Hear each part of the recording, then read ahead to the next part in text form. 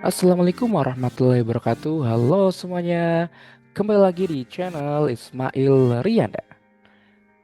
Kali ini kita akan membahas tentang prediksi soal PSAS semester 1 khususnya mata pelajaran IPA tingkat SMP kelas 7 di part 2 ya, di bagian yang kedua.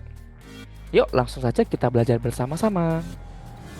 Kita awali dari nomor 1. Perhatikan peristiwa di bawah ini. Satu, gerobak yang bergerak karena didorong. Dua, bola menggelinding di lantai yang halus dan rata. Tiga, peluncuran roket keluar angkasa. Empat, pergerakan ketika berenang. Lima, bola tenis yang dipantulkan ke tanah. Enam, nelayan ketika mendayung perahu. Dari situ ya, dari 1 sampai 6, pertanyaannya adalah peristiwa di atas yang bisa dijelaskan dengan hukum 3 Newton. Wah, hukum 3 Newton. Apa kira-kira ya? Karena itu disuruh menjelaskan konsep dari hukum 3 Newton. Kalau kita ulas ya kaitannya dengan hukum 3 Newton, hukum 3 Newton itu kan berbunyi, jika suatu benda mengerjakan gaya atau melakukan aksi pada benda lain, maka timbul gaya reaksi dari benda tersebut terhadap benda semula yang besarnya sama, sedangkan arahnya berlawanan. Itulah yang namanya hukum 3 Newton. Oke, kita cek kira-kira mana ya jawabannya ya. Nah, kalau kita cek ya pasti otomatis yang 3, betul ya, 3, 4, dan 6. Peluncuran roket keluar angkasa, ada aksi dan ada reaksi ya. 4, pergerakan ketika berenang, ada aksi ada reaksi. Yang terakhir, nelayan ketika mendayung perahu, ada aksi ada reaksi. Cocok ya sesuai dengan bunyi dari hukum 3 Newton. Jadi nomor 1 jawabannya yang opsi D. Berikutnya nomor 2, sebuah benda ditarik oleh gaya sebesar 42 Newton ke arah kanan. Berarti kalau ke arah kanan dia positif ya, positif. Berarti kan F1-nya positif gitu ya. Kemudian benda tersebut juga ditarik gaya sebesar 22 Newton ke arah kiri. Berarti kalau ke arah kiri apa? Simbolnya negatif. Saya langsung tuliskan aja min F2. Nah, kayak gitu. Jika gaya gesek diabaikan ini ya, gaya geseknya diabaikan, maka resultan gaya pada benda tersebut adalah, oke, tadi F1-nya kan ke kanan ya, berarti positif 42 Newton. Kita kurangi dengan 22 Newton. Yang F2-nya kan ke kiri. Yang artinya 42 dikurangi dengan 22 berapa ketemunya? Tinggal 20 Newton. Positif, berarti arahnya kemana? Arahnya ke kanan. Yang mana jawabannya? Yang opsi C ya, untuk soal nomor 2. Gampang ya. Yuk, berikutnya nomor 3.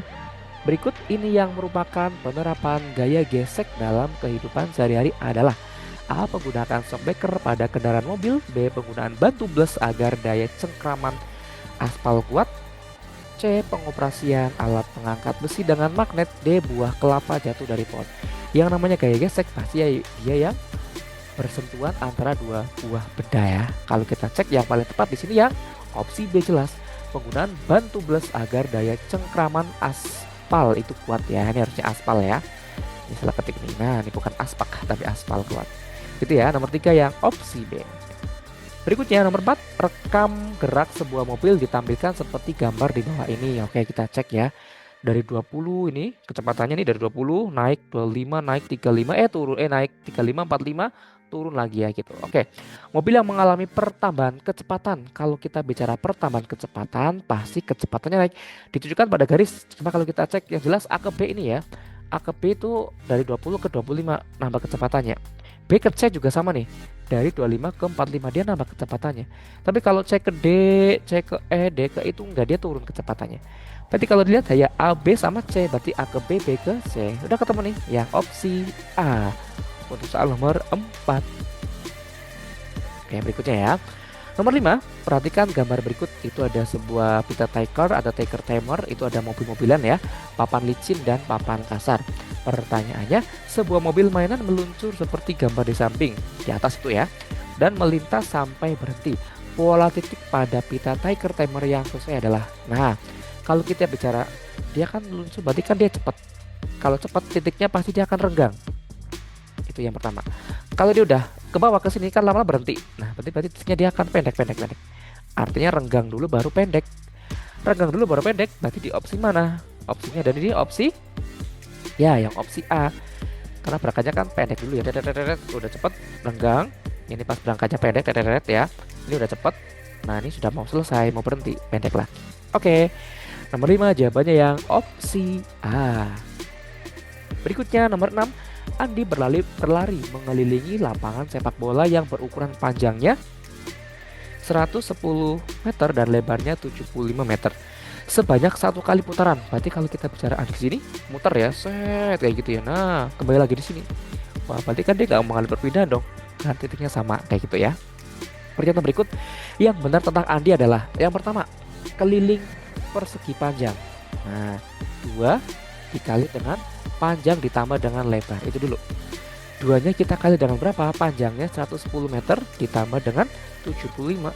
Berarti kan 2 kita kali dengan 110 tambah 75, 185. Kalau kita temukan, berarti kan ketemunya 2 dikali dengan 185, yaitu 370 meter. Itulah kelilingnya. Nah, berarti ini yang 370. Yang B nih, nah perpindahannya 0. Kenapa 0? Karena dia dari titik awal kembali ke titik awal lagi. Jadi kan ya itu kalau bicara dalam sebuah teoristik, kita nggak mengalami perpindahan, berarti dia nggak berpindah. Cuma kan dia menempuh jaraknya yaitu 370 karena kelilingnya ya. Oke, jadi ketemu jawabannya ya. Yang mana? Yang opsi B. Andi menempuh jarak 370 meter dan perpindahan 0 meter. Berikutnya nomor 7. Elvina pergi naik kereta api ke Bandung. Di sepanjang jalan dia melihat pohon-pohon dan sawah yang hijau. Ketika melewati tempat penyeberangan kereta, dia melihat petugas berdiri memberi hormat pada kereta. Pernyataan yang benar tentang gerak sesuai peristiwa di atas adalah, kalau kita bicara gerak ya ini kayak gerak semu modelnya ya. Kalau A, Elvina tidak bergerak menurut petugas penyeberangan. Petugas penyeberangan tidak bergerak menurut Elvina. Pohon-pohon di sepanjang jalan tidak bergerak menurut Elvina. Yang D, pohon-pohon di sepanjang jalan bergerak menurut Elvina. Nah, yang benar yang mana? Yang D, kayak gerak semu itu ya. Jadi kita duduk di kereta, itu pohonnya seperti berjalan. Padahal yang berjalan bukan pohonnya, tapi keretanya. Gitu ya. Yang tepat jawabannya adalah opsi yang B, D ya. Opsi yang D. Oke, berikutnya nomor 8. Perhatikan peristiwa berikut. 1. Membuka tutup botol logam dengan cara dimasukkan pada air panas atau dipanasi. 2. Sambungan antar jembatan dibuat celah untuk pemuaian saat suhu dingin. 3. Sambungan antara rel kereta api dibuat celah untuk pemuaian saat siang hari. 4. Kabel listrik antara sutet tegang di malam hari karena pemuaian. Dari peristiwa di atas, aplikasi. Nah, di sini aplikasi apa sih? Aplikasi pemuaian. Yang tepat adalah yang jelas ya kereta tadi itu ya, yang ada sambungannya. Nah, tapi yang paling tepat sekali ya. Yang pertama tadi selain kereta ya. 1. Membuka tutup botol logam dengan cara dimasukkan pada air panas. Itu kan namanya konsep pemuaian. Yang berikutnya, sambungan antara rel kereta api dibuat celah, itu juga konsep pemuaian. Gitu ya. Nomor 1 dan nomor 3. Berikutnya, nomor 9, keping bimetal atau 2 logam berbeda yang disatukan akan dia akan apa? Akan membengkok jika dipanaskan. Prinsip ini dimanfaatkan pada termostat. Peristiwa ini terjadi karena kedua logam tersebut memiliki apa kira-kira? Ini tentang koefisien ya. Oke, yang pertama, A koefisien muai yang sama, B koefisien muai yang berbeda, C massa jenis yang berbeda, dan D warna yang berbeda. Jelas banget ya. Apa kira-kira jawabannya? Nah, jawabannya adalah yang opsi B ya, koefisien muai yang berbeda. Seperti itu ya. Berikutnya nomor 10. Perhatikan beberapa contoh peristiwa berikut. 1. Proses merebus air. 2. Terjadinya angin darat dan angin laut. 3. Ujung panci yang panas ketika memasak. 4. Cahaya matahari sampai ke bumi. Peristiwa perpindahan kalor di atas yang terjadi secara konveksi ya di sini ya. Mana kira-kira ini secara konveksi? Jadi kalau nomor 1 dan 2 betul ya, dari proses merebus air sama terjadinya angin darat dan angin laut, itu termasuk jenis perpindahan kalor secara konveksi. Nomor 10 jawabannya yang opsi A. Berikutnya nomor 11. Air bermassa 100 gram memiliki kalor jenis 1 kalori per gram. Kemudian kalor yang dibutuhkan untuk menaikkan suhu air dari 20 derajat Celcius sampai 80 derajat Celcius. Artinya berapa sih delta T-nya ini? Kalau kita lihat berarti ya 80 kurangi 20 berarti berapa? 60 derajat Celcius. Nah, kalau kita bicara kayak gini, ini kan rumusnya Q M kali C, Q M C kali delta T ya. Ini karena konsep kalor. Jadi kalau kayak gitu ya tinggal apa? Tinggal kita kalikan saja karena kan dia kita bicara tentang konsep kalor. Q M kali C kali delta T kalau kita bicara rumusnya kayak gitu ya. Nah, Q itu kalornya, M masanya kita kali dengan C-nya tadi kalor jenisnya ya. Kemudian kita kali dengan delta T-nya yang ini 60 derajat Celcius. 60 derajat Celcius. Masanya berapa di sini? Masanya 100 gram. Oke, dikali dengan kalor jenisnya berapa? 1. Nah, gram Celcius ya. Dikali dengan delta T-nya 60 derajat Celcius. Oke. Ini kan 100 kali 1 100 kali 60 6000 kalori. 6000 kalor ya, kalor ya. Oke, ketemu. Jadi yang opsi C untuk soal nomor 11. Udah bukan? Yuk berikutnya nomor 12. Ketika sebuah zat menerima kalor ada dua kemungkinan utama yang dapat terjadi pada zat tersebut. Kemungkinan tersebut apa kira-kira adalah A. Perubahan wujud dan perubahan warna, B. Perubahan suhu dan perubahan massa, C. Perubahan massa dan perubahan volume, D. Perubahan suhu dan perubahan wujud. Yang paling tepat adalah yang opsi D yang jelas ya, ada perubahan suhu, ada perubahan wujud. Oke, berikutnya nomor 13.